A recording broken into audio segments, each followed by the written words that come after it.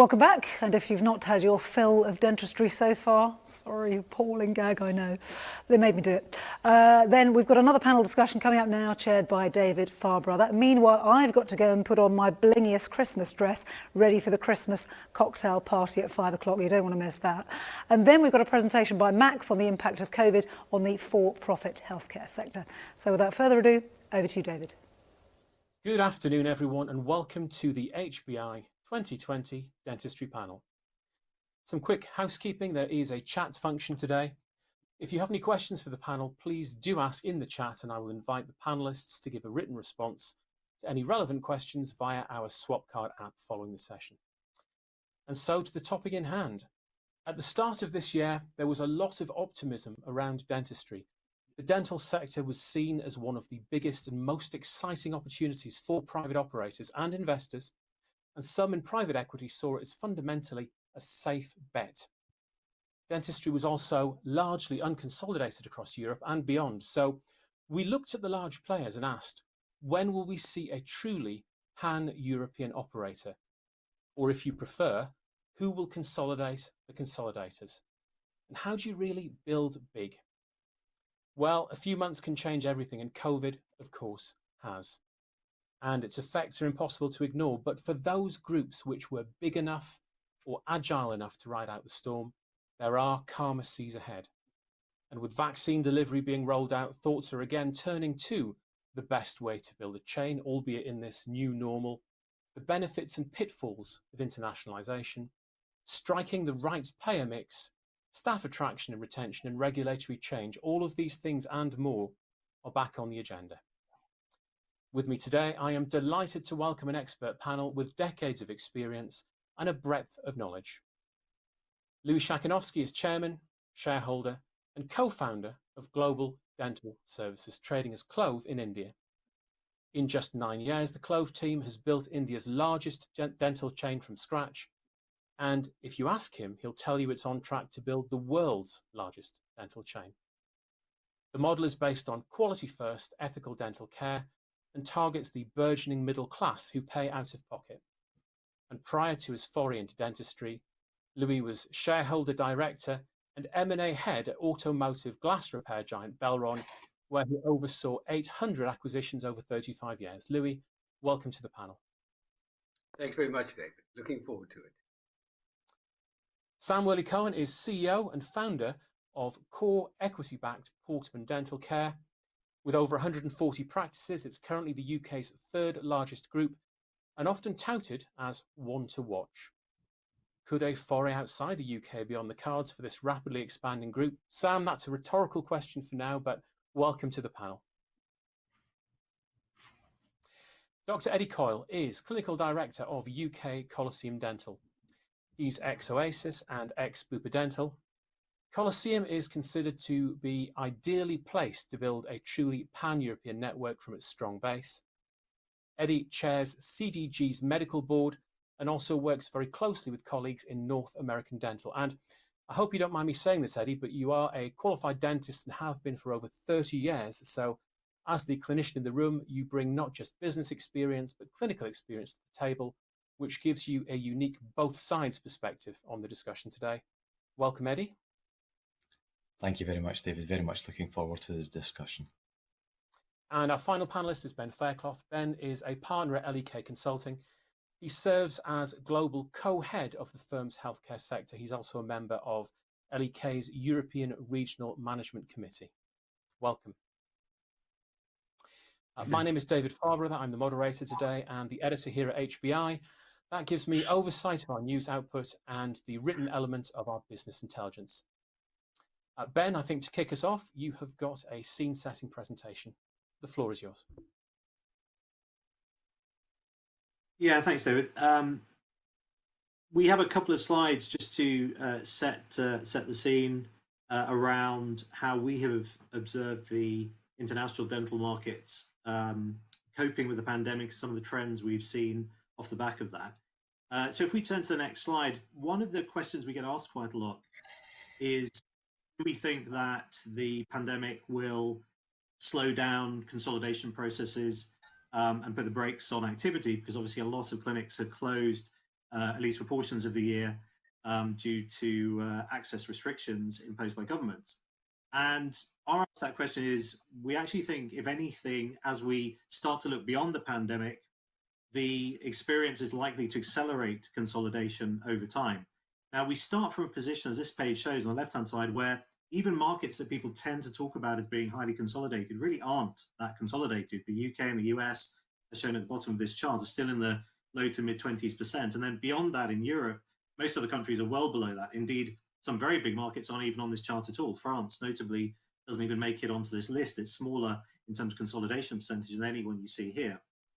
We observe that the benefit that larger networks have had during the pandemic is that they've allowed the people who are within them, the dentists within them, to experience some fundamental advantages. So, for example, they've typically been able to organize and manage through the crisis more effectively often than very small operators. They've got central teams that are staying on top of regulatory change, which, as we know, as private individuals, it's been quite a complicated situation and remains quite complicated for all of us through this year. So add on all the complexity of running a dental practice, things get very tricky to navigate.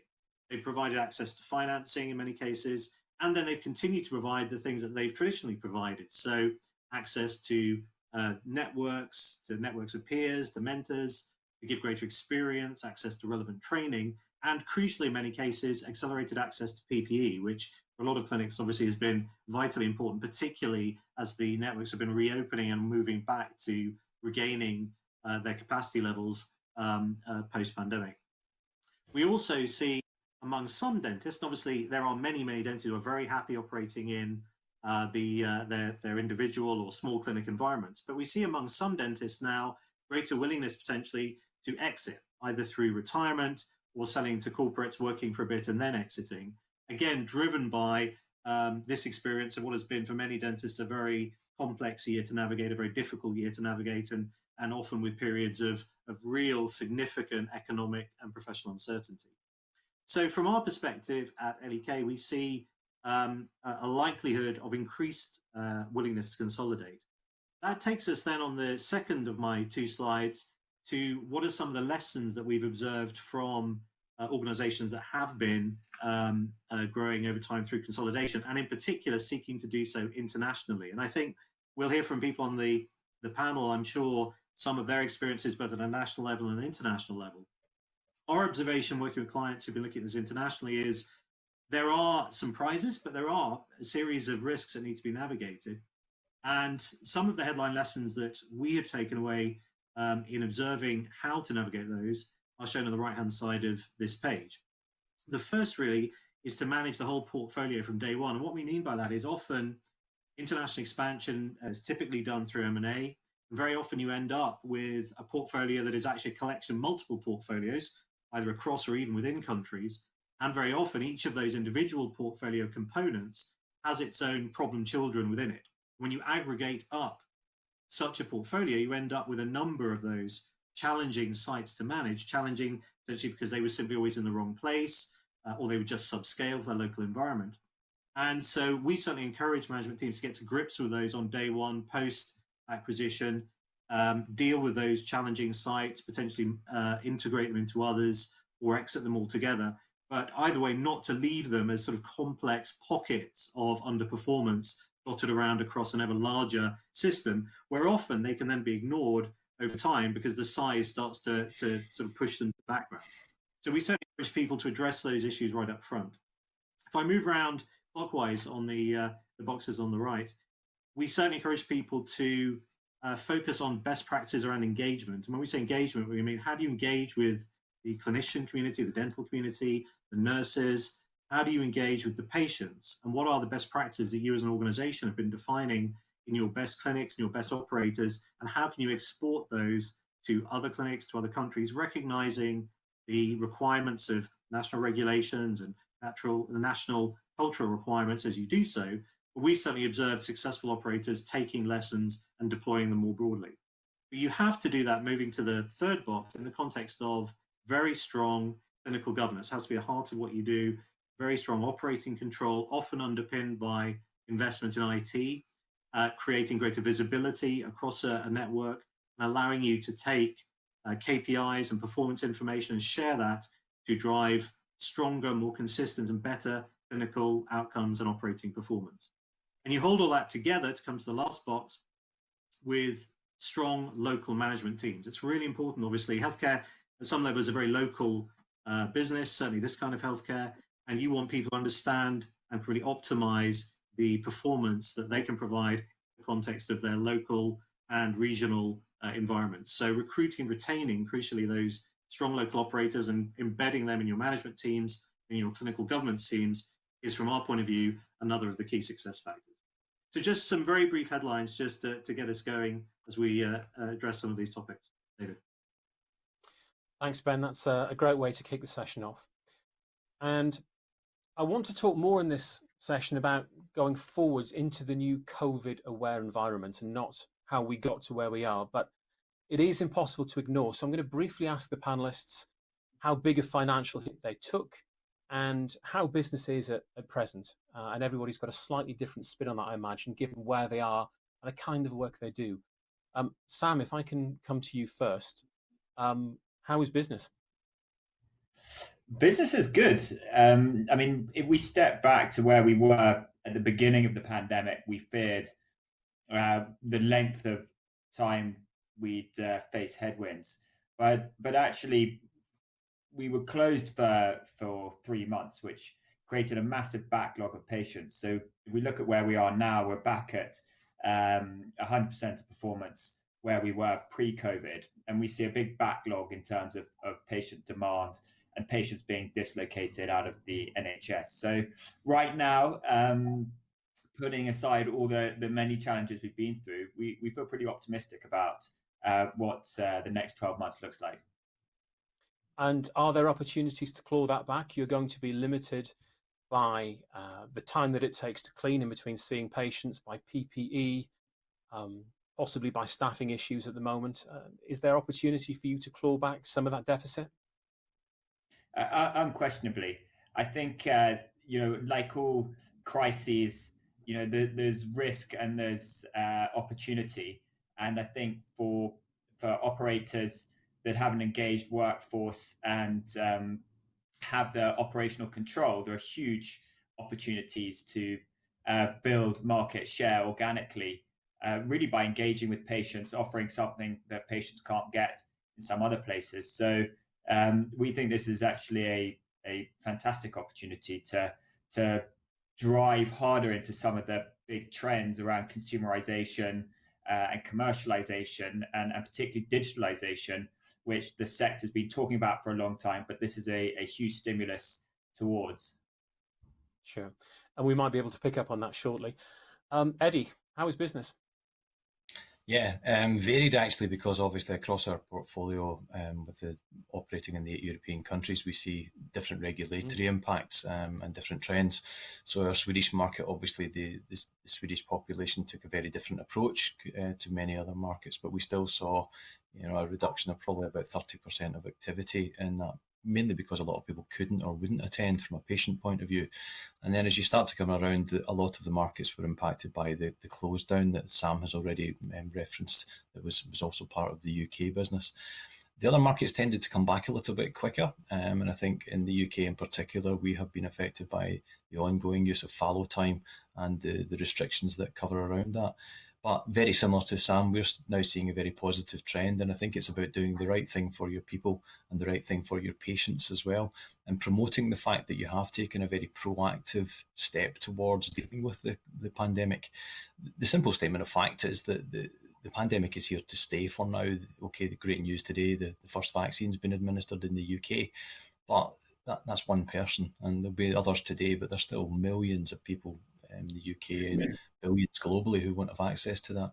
So I think as people start to gain more confidence, all you can do is be confident in your own operating procedures and your protective measures and reassure both internally and externally. So we're coming back to a good place, I have to say.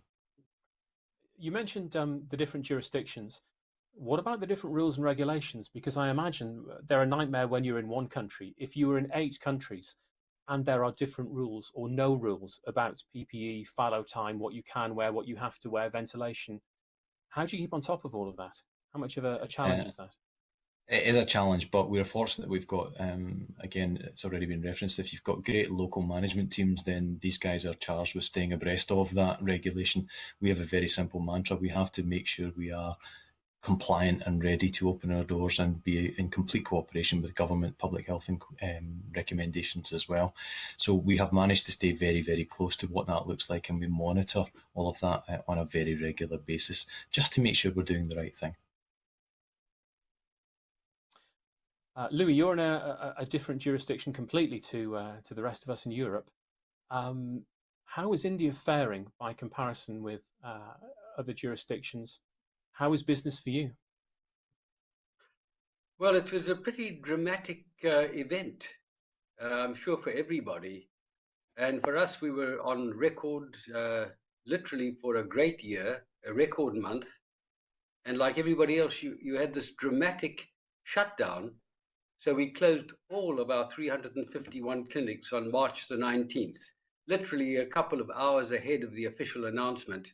And of course, like everybody else, all the appointments got cancelled. I think to make it even more complex, we've just launched our aligners and our toothpaste operation off our platform, and that had to shut down pretty quickly, and revenue went down to zero, other than a few emergency cases that we had. So the business for us then, I mean, literally, the net result for 2021 is that we'll be about 65% of the pre-COVID year. Right now,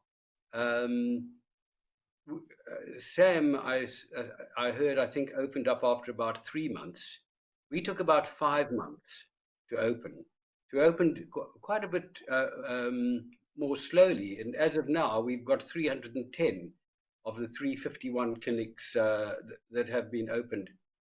But revenues now are picking up nicely. They're around about 80% of what they were. Patient volume around about, I say, 75%. And we're feeling very optimistic because we're planning to catch up and accelerate the growth of the platform. And of course, we've had quite a lot of time to revisit our plans for the oral care and the aligner side of the business. So we're feeling pretty strong about it and pretty pleased with the reaction of really the management, the shareholders, and our dentists in particular. And just because it's unusual from my perspective, am I right in my understanding that these aligners get sent out to patients or prospective patients for free, and then they come back to you and they say, can you help with these? And that's one of the ways that you attract patients. I don't think they're for free, but there are game changers in the sense that there is a reasonable cost to them. And we're getting I think in India, aligners are going to be the game changer for dentistry. The word free didn't immediately come to my mind, but certainly it does tend to attract the people who don't want to go to dentists. And we've got nearly 1,000 dentists behind these aligners, so that as we talk to the patients at home through our call center incidentally is largely populated with dentists who haven't like Eddie, dentists who haven't particularly wanted to stay next to the dental chair. They wanted to go into management, and a lot of them have ended up in our call center where they do outstanding work. So, or indeed, as I understand it, on the reception. Say that again?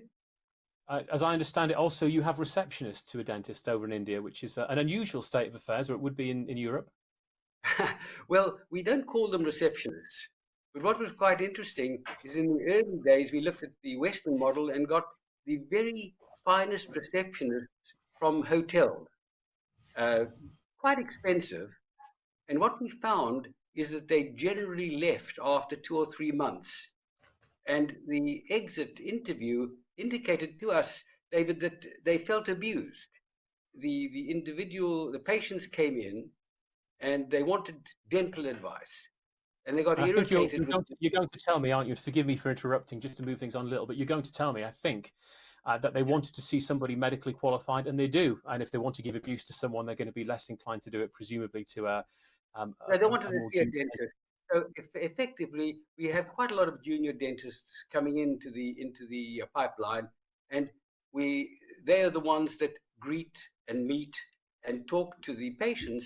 So they do have that immediate interaction with a dentist and not a receptionist, and it's worked very well. I understand. Ben, if I can come to you now, we were talking about sentiment from the operators. How is investor sentiment? What's your feeling as to whether there's any reluctance on the part of investors, or are they prepared to show some level of forbearance, aware that healthcare is fundamentally a sound investment?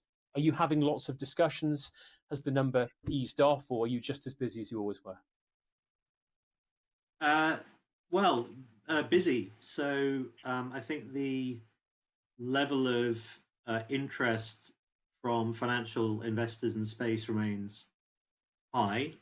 Clearly, people look at the performance of individual opportunities through the pandemic to try and understand certain elements of the model that may have become more clear as a result of that, by which I mean, Sam made some points which I totally agree with, around the ability of stronger operators to start to gain share as you come out of the pandemic, and to do so by being more relevant to the patient group and to the customer group. And Sam used the word that we often use, the consumer, in this space, and we often talk about consumers or patient consumers, and the ability of stronger performers to engage. I noticed, I mean, it's a word I use, Sam used it too, to engage with the patient consumer and with the dental community in a way that is going to give them competitive advantage, both in terms of attracting, retaining patients, but also crucially having a strong network of dentists. That's absolutely something we're having a lot of discussions with people around, and looking at post-pandemic or I guess post-dip of pandemic performance to really understand that. So there's a lot of interest. The interest has also gone up for a reason that you were just talking about there in the context of India, which is the increasing focus on facial aesthetics. And as this environment reminds us, we are all exposed to a lot of headshots of people all day long nowadays, and that has accelerated, from our point of view, a trend that was already present, which was greater interest in people's smile and how they look online. So absolutely, we've seen, I would say, arguably increased levels of interest in the space this year, certainly in the second half of the year. Clearly, the first half was more complicated than we had seen in much of the previous year, actually. Lovely. And speaking about the aesthetic, Louis, just very briefly, you've seen a Bollywood effect, I think, in India, haven't you, with people looking at the movie stars and wanting to come in and have the dental work that they've done. And that's a driver over there. Well, very briefly, absolutely right. We were quite astonished by the amount of money, David, that is spent on face creams and lighteners. One of the things called Fair and Lovely for women has just absolutely gone into the stratosphere, and there's a new one now for men. And of course, the Bollywood effect. People suddenly realize, sitting on these types of calls all day long, that their teeth, their smile, has probably the greatest impact of all when they see their rather yellow or ugly or crooked teeth. And that is why I said earlier, aligners are tending to be a game changer. We're also trying to convince them that our Clove toothpaste will be the game changer too. Yeah. Let me ask a different question and open it to all the panel then. Why have we not seen a 600 plus clinic pan-European giant? Is this simply a matter of time? Are there inherent problems in being large? Is there a risk when scaling up to that size? Are there a lack of large groups to buy for the right price? What's the problem here? Eddie, you're with Colosseum. Colosseum is one of the most likely two groups. What's your take on this? So from our point of view, we would say it was a matter of time more than anything else. There are certainly a number of challenges around acquiring the right units and the right businesses to make sure that you don't destroy any reputational build that you have as you progress. So Ben mentioned earlier, great clinical governance, great oversight, and being assured of what you're actually buying in terms of risk management is really, really key. But we certainly are on a very clear march to increase our footprint, not only within the countries where we are already present, but in new territories as well. So if you'd asked me this question 24 months hence, we might be a bit closer to that number, to be fair. I think we shouldn't lose sight of the fact that due diligence and good oversight of the regulatory framework and payor system that you're buying into, and then supplement that with the availability of resource, the dental availability of resource in more than markets in the UK, where there's clearly a very abject shortage of dentists underlying the pandemic. That's prevalent in other markets as well, and there are a number of challenges that have to be faced around that. And that in itself, you can acquire a business, but not everyone wants to work for that large chain. And I think where we're at is trying to make sure we do it in a very slow, steady, quality way, so that people have an assurance, again, both internally and externally. You mentioned quality, and given your position on the board and as the resident clinician, is that something that you find yourself, do you ever have an argument with the money men? Do you say, we need to slow down, there's a quality element here, maybe not in those brusque terms, but is that part of your role? It's very much part of it's very much part of my role to be the conscience, obviously, of what's there. And I think it's very important in a clinical business that there is a very strong clinical spine, oversight and backbone to the thing, because the clinicians who want to work in the business will want to see that. The teams want to see it, and the patients really want to see it as well. And that's before you get to any investor level where people will just look at it. So realistically, there are many interesting discussions that are had around why we should do something, how we should do something, and the pace at which we should do something. At the end of the day, as long as we're working within regulatory frameworks and the teams and what I call the end users, which is a combination of the clinic units and the patients, are safe and not going to be damaged, then I think we can proceed as quick as money and time allows, but very much within that framework. It's got to be safe. And if I can cheekily say, I guess with Jacobs behind you, you don't have the same pressure of time. You haven't got the same exit window to consider when you're looking at who to buy and how quickly to buy them.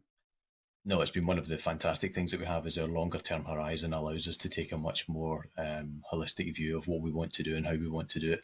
And our aim is we want to do something really, really well and within reasonable time frames, not necessarily just as quick as some of the other investment vehicles that may be around. And just finally, the benefits of being multinational, because there's a downside. You won't always find synergies. You can't always transfer some skills, perhaps, but there must be clear advantages as well in being in more than one jurisdiction. Yeah, I think some of the things that we do see is that, particularly from a supplier-partner relationship point of view, then the more footprint you have in a number of markets, then you're a more attractive sort of investment to the supplier partners. And I think as well, we shouldn't underestimate the number of dentists who have origins in other countries and who ultimately might end up working in more than one territory throughout their dental career. And we find that allows us to offer much more choice of destination. So your career might be with one unit, but your destination may vary as well. So we're seeing a bit of that now as well. Sam, what's your growth strategy? I mean, I think to go back to your previous question of why aren't there any very large consolidated platforms, I think comes directly to our growth strategy, which is to have a very clearly defined value proposition for your clinicians and a very clearly defined value proposition for your patients. Why should they choose to come to you? And for us, that is our growth strategy, is to have very clearly defined set of priorities for our clinicians, which say, how do we make your life easy? How do you do great treatment and look after great patients in a safe, technologically enabled environment? How do we do that for your clinician? And then for the patients, how do we engage with you beyond the traditional patient-clinician mechanisms? So our growth strategy is really very focused on having a clear proposition to those two consumer groups and then delivering on it. And we believe that creates the flywheel, which brings in new practices, allows you to win in your local markets. And Ben, where do you see the advantages in scale? You mentioned, I think, on your slide about leveraging best practice. Why is big beautiful, if indeed it is? Yeah, it's a good question. Healthcare is in some ways inherently quite hard to scale because it's a people business, it's a care business, and the things that people typically find easier to scale in life tend to be cost related rather than revenue related. So, as Eddie mentioned, being able to go to a supplier and say, I've got more clinics and I can buy more consumables or more capital equipment, that's a pretty straightforward benefit of being bigger, and it could be bigger within a country or across multiple countries. I think strategically there can be some benefit to being present in different jurisdictions. So, for example, it's been alluded to that the speed of recovery in different countries has been quite different. If you're present in multiple countries, well, that inherently gives you some diversification of that risk away from one single jurisdiction. So there is some benefit to that.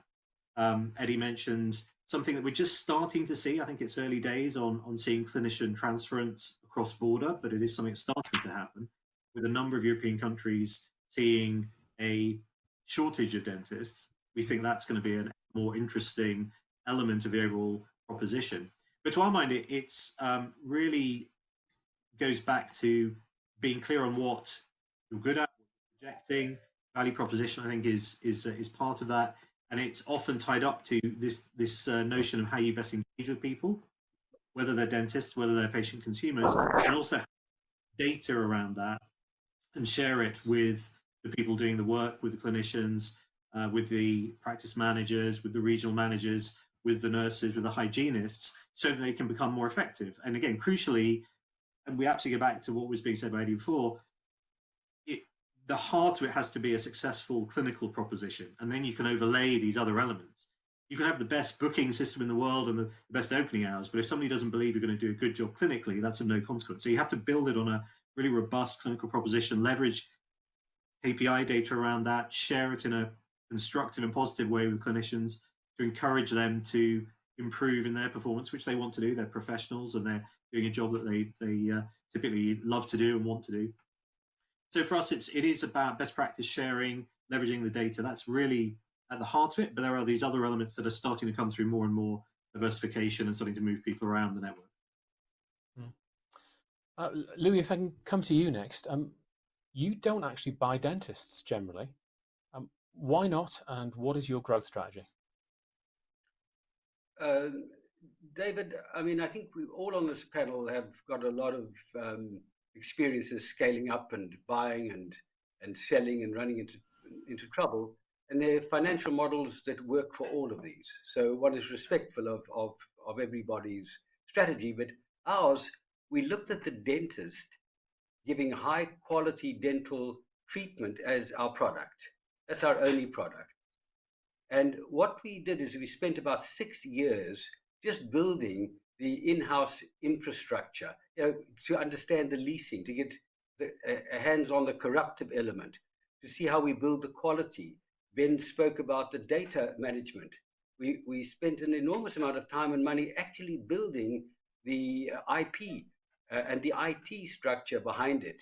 We brought in our own in-house architects, contractors, our own on-campus recruitment, as a result of which, and we go, I think we're the first people that went to the Indian dental campuses. I don't know if you know this, but there are about 340 dental universities in India, which represent roughly about 30% of the world's dental colleges. And they turn out about 30,000 dentists every year.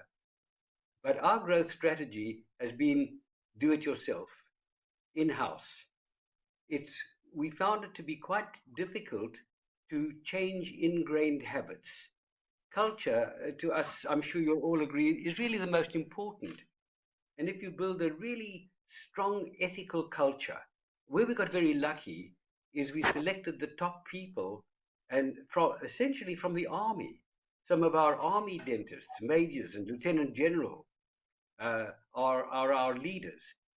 And then we changed the remuneration structure so that it was never on commission. In India, basically, it's on commission. So you get a lot of overselling and unethical selling. Whereas in ours, 70% is salaried, and then we incentivize based on patient feedback, based on quality.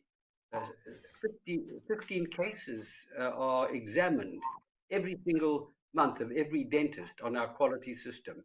So our growth strategy is we brought ourselves, David, to the point we're able to build up to 120 to 150 clinics every single year. And that gives you about 8 to 15 clinics a month, and 40 days, literally 41 days from the time we get the keys to the time that we're operational. And there's a 3-month prior period where we train the dentists to move into one of the clusters. We operate in a cluster. Sure. Sorry, David, the system. No. And so you'd rather build your own and recruit your own rather than buy. And in part, I suspect that's because you don't trust the figures as well. You're not getting the value in what you would spend. And that opens up a wider question.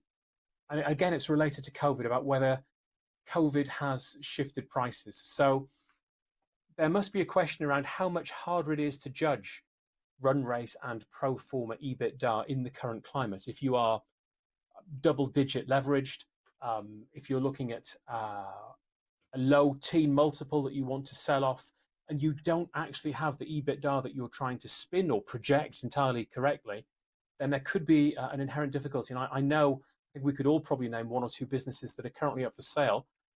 Is this a difficult time to sell when you can't believe the figures, or can you believe them? They just need to be accurate. What is the market's perception of basing figures or designing figures in this pandemic era? Ben, that might be one perhaps for you to field first. Yeah, I think it varies a bit by jurisdiction. Partly because some jurisdictions, you've alluded to this, the latent quality of financial information at the clinic level is better than in others. So I think in some jurisdictions, people are more confident they have a better handle on what the history has been, the recent history has been. And as I said before, often that's being used then to aim off as to where people are heading in the near term, which is important when you're making an investment. Obviously, you want the first period to be strong out of the gate. Also, different jurisdictions have had very different financial implications or different provider types in terms of who has been supported by various often government-backed entities and who hasn't. So you've got to look at that as well.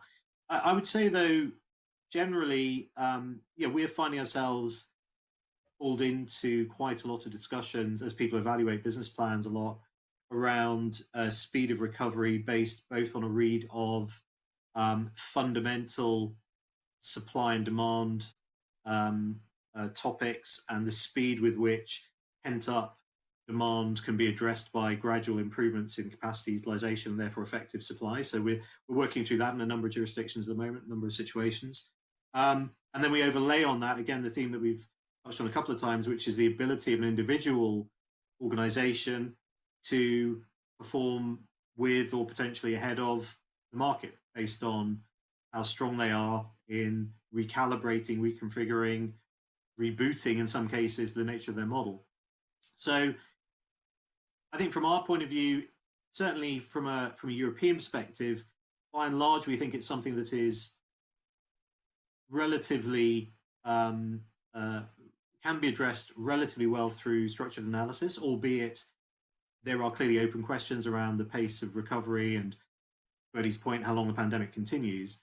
But generally, some of the calls we were making, say, 6 months ago, up to where we are today, certainly in a couple of the bigger markets, seem to have been broadly right. So I think it is something that is you can analyse and work your way through by decomposing the problem.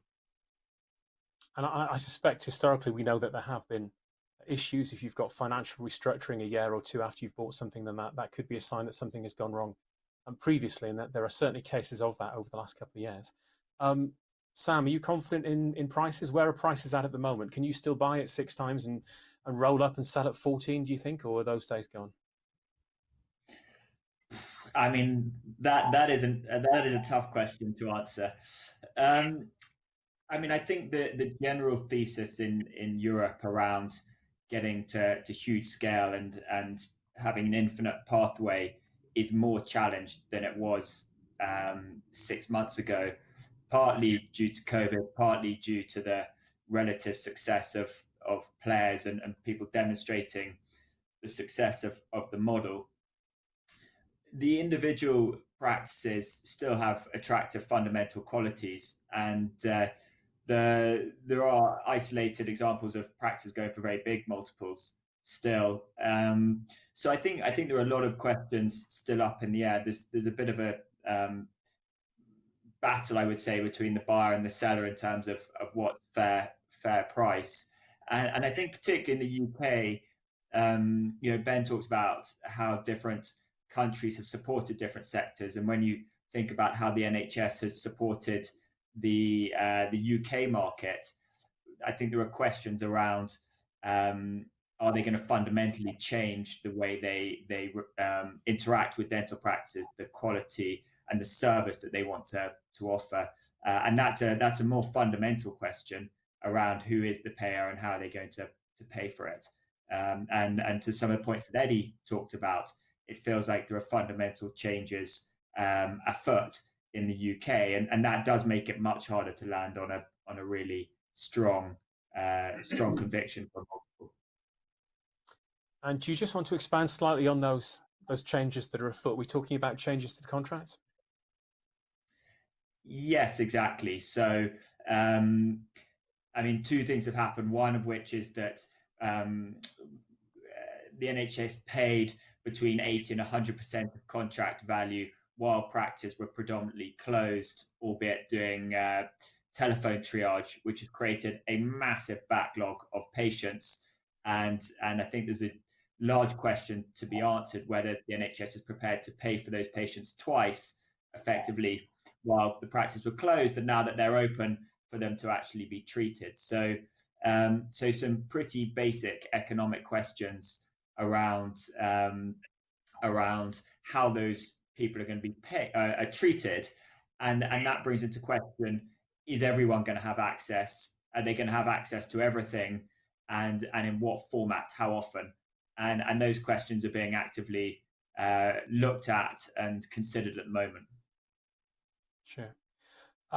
Eddie, back to my original question about pricing. How is the market price-wise from your perspective? I mean, I guess as one of the biggest, one of the larger operators, are you interested in doing small practice deals, or are you a relatively big fish looking for big fish to buy? I have to say we go for a mix of things. So we will look at the right smaller practice very much. I mean, particularly if we hone in on the UK for a second, I think the major competition, and Ben touched on it right at the start, we're not as consolidated as the world might think. The major competition is the man on the high street, who still owns 75% of the market, to be really clear. So, but if we look in the UK and we go out with, we will still look at single targets and also group targets as well. What we try to do is to get to a point where we can believe in the numbers that we're given and the quality infrastructure that business has, or the opportunity for us to overlay onto that. And I think we have to be very, very careful that we purchase and we buy what we believe we can actually impact positively, and that has some room for growth, and that also has some room that isn't only downside when you buy it, because if it's only downside, it's all risk. And if it's all risk, then it's not a great business case when you look at it, and that's where you try and minimise the multiples. I think just on the point of what we do in terms of trying to break down the multiples, Ben said we have to get quite granular in what we're understanding and what the numbers actually mean, and stripping out things like hidden PPE costs, because will the PPE charge still be there in 12, 18 months' time? Remains to be seen. What does that do to the dentist remuneration and their share and their expectation, which then feeds into, will those dentists still be part and parcel of your offering? Which plays to Sam's point about, you have to make sure that offering is appropriate for your clinicians, so that they feel comfortable and committed to where you're going to do. And I think you just have to a certain extent, put yourself into what can you believe in, what can you optimize, what can you digitalize, and how can you enhance it. And there it plumbs, because the multiples vary massively across the business, and the UK tends to be running at the highest multiple in the market at the moment. Everywhere else is below that. You've got the floor, Eddie. How long do you think we're going to be living with COVID risks? AGP is obviously something which we're very aware of. Dentistry is particularly susceptible. Is this a 6, 12 and 18-month problem, or will the provisions continue on? And if you can give me a very succinct answer, that would help. Thank you. I think there will be a new normal. I think the level of expectation by the public has focused the aerosol generating procedure and risk, and therefore I think we will probably see an enhanced new normal of requirement at dental practice for the foreseeable future. And that will be funded by? And that's the burning question, isn't it? That is the burning question. That may, unfortunately, because I'm aware that we're running out of time, that might be the question that we have to leave hanging in the air for next time. That, I'm afraid, is all of our time. I'd like to say thank you to the panelists. Thank you for your time. Thank you for your expertise. This conversation will continue on our Swap Card app. If you have questions, there is still time to put them into the chat box on the side of this frame. Feel free to do so, and I will be encouraging the panelists to answer any interesting questions on the Swap Card app. The HBI 10th anniversary Christmas cocktail party is starting shortly in 10 minutes. And at 6 p.m. UK time, you can see the impact of COVID on for-profit healthcare. If you have any questions for me, you can call the office or you can email david@healthcarebusinessinternational.com. Thank you, everybody, for your time. And that wraps up today's session. Thank you, David. Thank you. Thank you.